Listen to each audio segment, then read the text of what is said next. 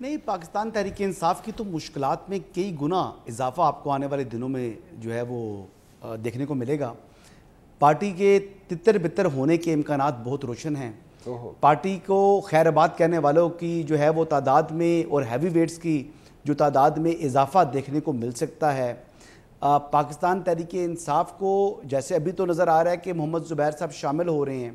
لیکن میں تو الٹی بات بتا رہا ہوں کہ لوگ شاید جو ہے وہ پاکستان تحریک انصاف کو خیر آباد کہنے جا رہے ہیں۔ ابھی تو they are just waiting for a window, کہیں سے تھوڑا سا جو ہے نا ان کو سپیس ملے تو وہ فوراً جو ہے وہ چھلانگ لگائیں گے اس گھونسلے سے اور نئے گھونسلے کی تلاش میں۔ رہا سوال بانی چیئرمین، سوری مائی بیڈ جی، بانی چیئرمین نہیں کہنا ان کو، تو اب کہنا ہے جی pattern and chief Pakistan Tehreek Insaf Imran Ahmad نیازی صاحب۔ ان کے تو جو مقدمہ ہے، ہم تو یہ تاثر دینے کی کوشش کر رہے ہیں شاید کہ کوئی پولیٹیکل کیس ہے۔ 190 ملین کا کیس میں کئی دفعہ کہہ چکا ہوں، آج پھر آپ کے پروگرام میں یہ بات ریپیٹ کرتا ہوں منصور بھائی کہ یہ ایک پرفیکٹ کیس ہے۔ اس میں کوئی ایسی جھول آپ کو نہیں ملے گا، آپ ججمنٹ پڑھیں،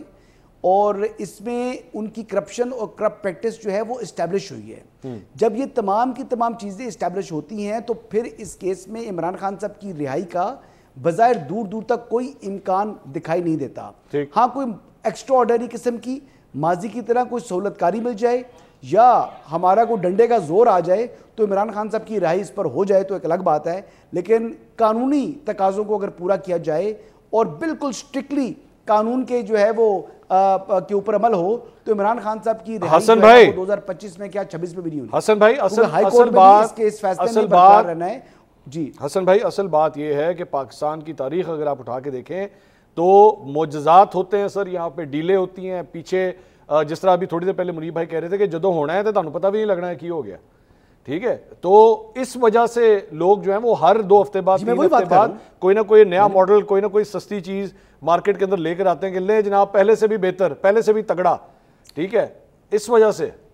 نہیں، وہ تو بہت ہی انتہائی ناقص جو ہے وہ انہوں نے انفارمیشن دی تھی۔ وہ تو یعنی ایون آپ اگر اندھے بھی ہوتے تو آپ کو نظر آ رہا تھا کہ جناب یہ ممکن نہیں ہے، کیونکہ فرسٹ ہیئرنگ کے اوپر جو ہے ظاہری بات ہے آپ نے کیس سننا ہے، یہ سسپینشن آف سینٹنس کے لیے بھی ایک ہیئرنگ کافی نہیں ہوگی، اور